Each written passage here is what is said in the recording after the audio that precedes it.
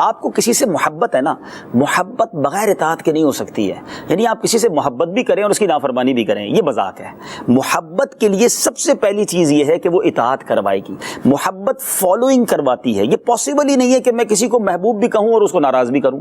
تو یہ سب سے بیسک چیز ہے. یعنی یہ دنیا کی تمام محبتوں میں آئے گی. آپ اپنے والد سے پیار کرتے ہیں تو پھر والد کو ناراض نہیں کریں گے اگر سچی محبت کرتے ہیں. ماں سے پیار کرتے ہیں تو آپ سب کچھ کریں گے کہ ماں خوش ہو جائے. اسی طرح دنیا میں اگر کسی سے محبت کرتے ہیں تو عشق رسول یہ پاسبل ہی نہیں ہے کہ وہ بغیر اطاعت کے ہو. تو یہ سارے لوگ سن لیں، جتنے مجھے سن رہے ہیں، تو اپنے آپ کو ہم سارے عاشق رسول کہہ رہے ہوتے ہیں. اب پہلے چیک کریں اپنے آپ کو، عشق رسول کا دعویٰ ہے، کیا نبی پاک کی باتوں پر عمل ہو رہا ہے؟ اور اعلیٰ حضرت بغیر اطاعت کے عشق کے قائل ہی نہیں تھے. آپ سنت رسول سے اتنی محبت فرماتے، ایسی نبی پاک سے والہانہ محبت تھی کہ ہر ادا سے محبت تھی. دیکھیں کچھ سنتیں تو وہ ہیں اشفاق بھائی جن کے آرڈر ہیں، جن کے بارے میں عمل کرنے کے نبی پاک نے فرمایا وہ تو کرنی ہی چاہیے. سیدی اعلیٰ حضرت نے زندگی میں وہ کام کر دکھائے کہ عقل حیران ہو جاتی کہ یہ کہاں لکھا تھا، یہ کون سی سنت تھی، اس پر کرنا کہاں ضروری تھا. ایک تو محبت سنت رسول سے، دوسرا یقین کامل. نبی پاک کی زبان سے نکل گیا، اب دنیا ادھر سے ادھر ہو جائے، یہ ہونا ہی ہے کیونکہ آقا نے فرمایا. اور ہم نے پڑھا کتابوں میں یہی ہے کہ جس کو یقین ہوتا ہے نا پھر اس کے کام بھی ہو جاتے ہیں، وہ اس کا یقین کام بھی آتا ہے. میں دو مثالیں دیتا ہوں. سیدی اعلیٰ حضرت امام اہل سنت کا سنت سے پیار کیسا تھا؟ سارا دن تو سنت کے مطابق ہی گزرتا تھا، مگر آپ جب آرام بھی کرتے تھے تو سنت کے مطابق تو سونا ہے، سیدھی طرف کروٹ بدل کر، اپنا ہاتھ نیچے رکھ کے، پیروں کو موڑ کر. مگر ایک تو سنت کے مطابق سو رہے ہیں، دوسرا اب یہ وقت جو ہے اب ذکر مصطفیٰ نہیں ہوگا، اب کیونکہ آنکھیں بند ہو جائیں گی. سارا دن تو ذکر مصطفیٰ میں گزرا، نبی پاک کی یاد میں گزرا. تو اب سیدی اعلیٰ حضرت سوتے وقت اپنے جسم کی شکل ایسے بناتے تھے جیسے لفظ محمد بن جایا کرتا ہے. اگر کوئی اپنے پیروں کو موڑے، اپنے ہاتھوں کے نیچے اگر ہاتھ رکھے سیدھی کروٹ سوئے، تو اب آپ دیکھیں کہ سیدی اعلیٰ حضرت فرماتے ہیں کہ اب زبان خاموش ہو گئی ہے، جسم ذکر مصطفیٰ کر رہا ہے. تصویر بن جاتا نبی پاک کے ذکر کی، اور ہاتھوں سے اللہ، ہاں ہاتھوں سے اللہ اس طرح ہاتھ رکھتے کہ اللہ اور محمد جو ہے وہ دونوں کا ایک طرح سے گویا آپ جسم کے اعضاء ذکر کر رہے ہیں. سبحان اللہ. اور اس قدر عشق رسول تھا کہ ایک بار آپ فرماتے ہیں کہ اگر کوئی شخص میرے دل کے 2 ٹکڑے کر دے، میرے قلب کے 2 ٹکڑے کر دے، تو ایک حصے پر لا الہ الا اللہ اور دوسرے حصے پر محمد الرسول اللہ لکھا ہوا دیکھے گا. یعنی آپ یہ سوچیں کہ یہ عشق رسول کی معراج ہے. اور یہ زبانی نہیں تھا. سیدی اعلیٰ حضرت ایک بار، آپ بڑے منکسر المزاج، بڑے مہمان نواز، بڑی دھیمی شخصیت ہیں، کیئرنگ کرنے والے. مگر ایک بار ایسا ہوا کہ دسترخوان لگایا گیا، کہیں آپ دعوت پر گئے، اب وہاں پر کھانا لگایا گیا، اور کھانے سے پہلے ہمارے یہاں بھی سلاد رکھی جاتی ہے، تو وہاں ککڑی جو ہے وہ رکھی گئی.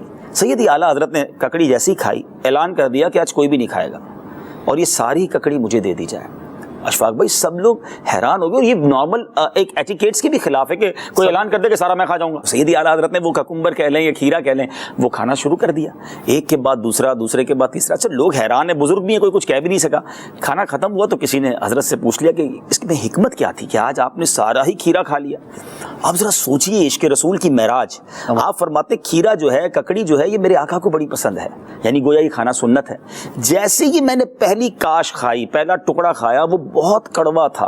اور کبھی کبھی ککڑی جو ہے وہ ککڑی اور بادام جب وہ کڑوی مل جائے نا تو واقعی پھر یاد کرا دیتا ہے بہت کچھ. یعنی دوسرا پاسبل ہی نہیں آپ کھا سکیں آج کے، لیکن سید وہ بھی نکل جاتا ہے منہ سے. اعلیٰ حضرت فرماتے ہیں کہ میرے دل نے یہ گوارا نہ کیا کہ جو چیز نبی پاک کو پسند ہے اس کو لوگ تھوکیں، اس لیے میں نے پیارے آقا کی پسند کی چیز کو ساری کی ساری میں نے خود تناول کر لی.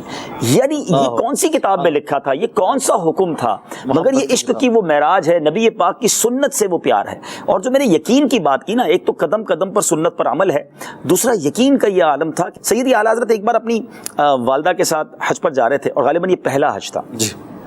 تو اس زمانے میں بحری جہاز میں سفر ہوتا تھا، تو بحری جہاز میں زبردست طوفان آیا، اور ایسا طوفان آیا کہ لکھنے والے لکھتے ہیں کہ لوگوں نے کفن تک باندھ لیے کہ اب بس آخری وقت آ گیا، جہاز ایسا ہچکولے لے رہا ہے. سیدی اعلیٰ حضرت کی والدہ بھی ساتھ تھی، عمر بھی زیادہ تھی. آپ نے اپنی والدہ کو دلاسا دیتے ہوئے کیا فرمایا کہ امی حضور میں خدا کی قسم کھا کر کہتا ہوں جہاز نہیں ڈوبے گا. سبحان اللہ. اب اعلیٰ حضرت ایک مفتی ہیں، آپ کی زبان سے کوئی لغو بات تو پاسبل ہی نہیں، اور ماں دیکھ رہی ہے کہ میرا مفتی بیٹا مجھے قسم کھا کر کہہ رہا ہے، اتنا یقین. اور تھوڑی دیر بعد ایسا ہی ہوا کہ طوفان تھم گیا، لوگوں نے کفن بھی اتار دیے، ریلیکس ہو گیا سی، اور اپنے سفر پورا ہو گیا. تو والدہ نے پوچھا بیٹا یہ آپ نے قسم کیسے کھا لی تھی؟ یعنی ایک بندہ دلاسا تو دے سکتا ہے انشاءاللہ خیر ہوگی، بہتر ہو جائے گا، امی ہم دعا کرتے ہیں کچھ نہیں ہوگا، آپ ہمت میں رہیں، قسم کھا کر کہنا. تو سیدی اعلیٰ حضرت کا کہنا ہے کہ میں نے نبی پاک کی وہ حدیث سنی ہے جس میں میرے آقا نے فرمایا کہ جو کوئی شخص سفینے پر یا کشتی پر سوار ہوتے ہوئے دعا پڑھ لے، بسم اللہ مجریہا و مرساہا ان ربی لغفور الرحیم. ماں جی میں نے وہ دعا پڑھ لی ہے، اور نبی پاک نے فرمایا جہاز کو کچھ نہیں ہونا ہے. تو یہ وہ بلیف ہے, یہ وہ یقین ہے. اگر ہم کہتے ہیں ہمارے وظائف میں, وظائف پڑھتے ہیں کام نہیں ہوتا, دعا کرتے ہیں مسئلہ حل نہیں ہوتا, مسئلہ یہ کہ پہلے ہی دل میں کھٹکھٹا ہوتا ہے, پتہ نہیں ہوگا نہیں ہوگا, پھر بھی کر لیتے ہیں, مولوی صاحب نے کہا ہے تو کر لیتے ہیں. نہیں, جس دن بلیف مل گیا, یقین ہو گیا, اس دن کام بن جاتے ہیں. صلو علی الحبیب صلی اللہ تعالی علی محمد. مجھے اپنی اور ساری دنیا کے لوگوں کی اصلاح کی کوشش کرنی ہے انشاءاللہ.